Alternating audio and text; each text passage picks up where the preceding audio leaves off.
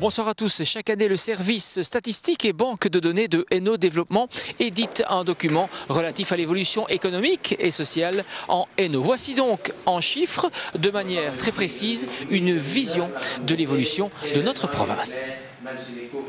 Le Hainaut est encore et toujours la province la plus peuplée et la plus verte de Wallonie, mais contrairement aux idées reçues, ce n'est plus la plus pauvre.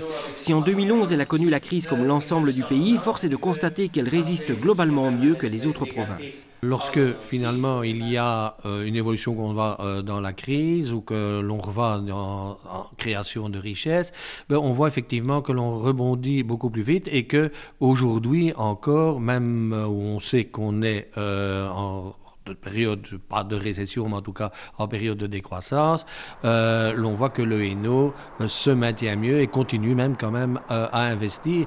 C'est peut-être lié aussi à la structure même de notre industrie. Nous avons des industries qui sont essentiellement des PME et qui donc forcément sont peut-être un peu plus fragiles, mais d'un autre côté sont aussi très malléables et s'adaptent très facilement au marché, quel qu'il soit. Une de ces PME qui en veulent et qui osent, c'est par exemple Auriga International qui s'est installée dans le parc Initialis de Mons voici quelques mois après le rachat d'un de ses fournisseurs. Nous avons repris la société Création Cosmétique qui était dans le centre de Mons.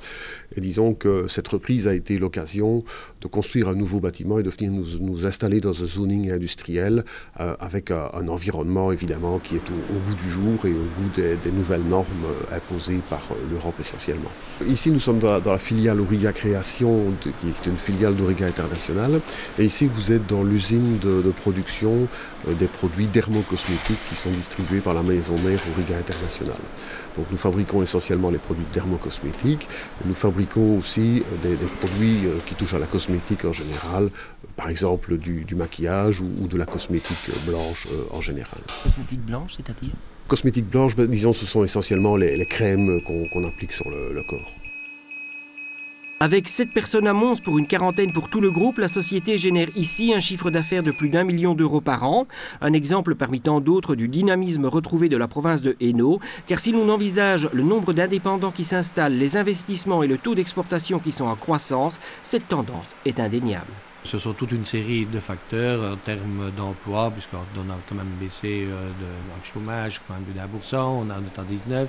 On est en termes d'investissement industriel, ce sont des investissements dans le secteur secondaire, donc qui sont créateurs de richesses. Donc ce sont toute une série de choses qui sont intéressantes et importantes pour le Hainaut en tout cas. Reste évidemment le problème du chômage qui est encore et toujours le point noir de notre province. Mais certains signes sont encourageants, notamment dans l'emploi des jeunes. Plus les gens ont fait des études supérieures.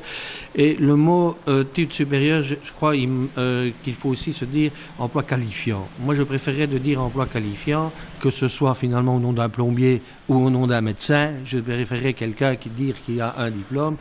L'on constate que ce type d'emploi est très porteur et finalement qu'il y a très peu de chômage en Hainaut, même par rapport au reste de la Wallonie et surtout de la Flandre où nous sommes, ce qui veut dire que finalement, quelque part, soit notre enseignement est meilleur, soit en tout cas on trouve des entreprises qui s'installent, qui engagent plus facilement ce type de personnes. Ainsi, la province est le leader dans ce domaine, loin devant la Flandre, par exemple. Le mois dernier, le premier centre de technologie avancée de l'enseignement qualifiant en Hainaut a été inauguré. Nous reviendrons donc la semaine prochaine sur les objectifs encourageants de ce type d'enseignement dans notre province. À très bientôt.